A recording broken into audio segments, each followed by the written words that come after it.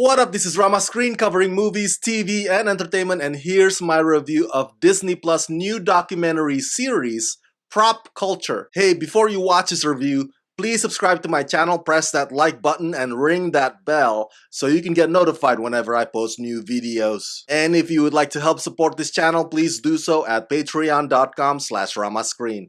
That's patreon.com/ramascreen.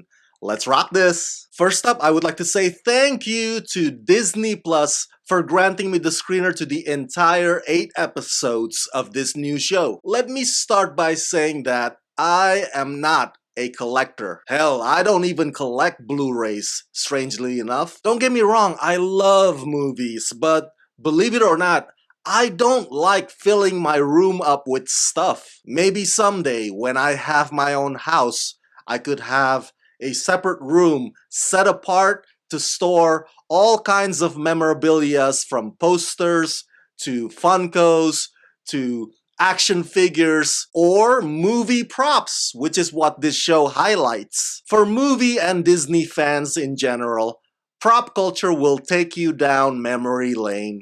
This docuseries heavily banks on generating those nostalgic feelings. So if you ever wonder whatever happened to that object or that item from such and such Disney classic, the minute you see them show up on this show, those childhood memories will come rushing back in like a mighty river. But if you ask me, I think Prop Culture will specifically excite two different targets: the collectors, which I implied earlier, and the cosplayers, which I will elaborate further in this review. Prop Culture is for true lovers of cinema whose never-ending curiosity about how scenes are done and where props end up continue to guide them through their lives. Film historian and prop collector Dan Lanigan reunites iconic Disney movie props with the filmmakers, actors, and crew who created and used them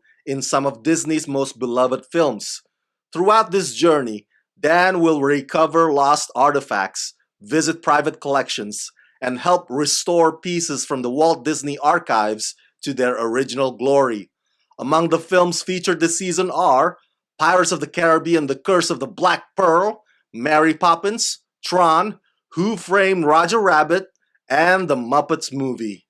This docuseries is created by Dan Lanigan and Jason C. Henry. Prior to this, I gotta be honest with you, I was never familiar with Dan Lanigan's reputation, but my goodness, this man is a fantastic host. He knows the right questions to ask while interviewing the talents. He knows how to make them feel comfortable. He's articulate and fun in his explanations, and you can tell that he's a real geek because he's always in awe of every movie prop that he comes across or gets his hands on. So it's kind of refreshing to see a host that looks regular and genuine like you and me, but also knows what he's talking about. There are 8 episodes, and each episode is well edited, and the attention to detail is impeccable. Certain little nods here and there are tended to. The show's objective is to keep you fascinated the entire 30 minutes. So it has all kinds of imagery, especially when Dan has to do a little bit of a road trip.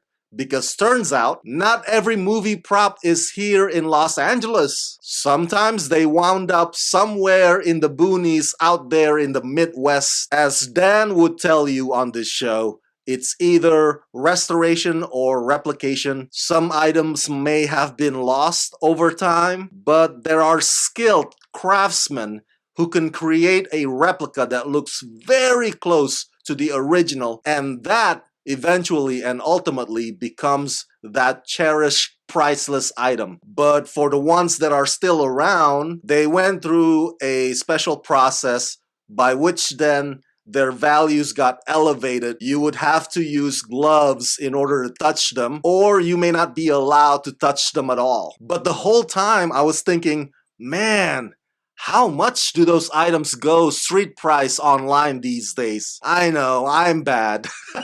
You will love the selections of movies in these episodes. My personal favorite are Pirates of the Caribbean, The Curse of Black Pearl, and Honey, I Shrunk the Kids. Dan gets to interview folks from Weta, but also actors and composers who were directly involved with the movies, and you can see the glow in their eyes when they behold the very thing that they once wore or held for a scene many decades ago. This show will put a smile on your face because it sure as hell put a smile on theirs. But it's not all just about props. Dan also takes you through how the computer tricks were done for Tron movie back in the days when visual and special effects were simple, unlike today's digital wonders. So there are no stones left unturned. I mentioned earlier that cosplayers would adore this show for obvious reasons, because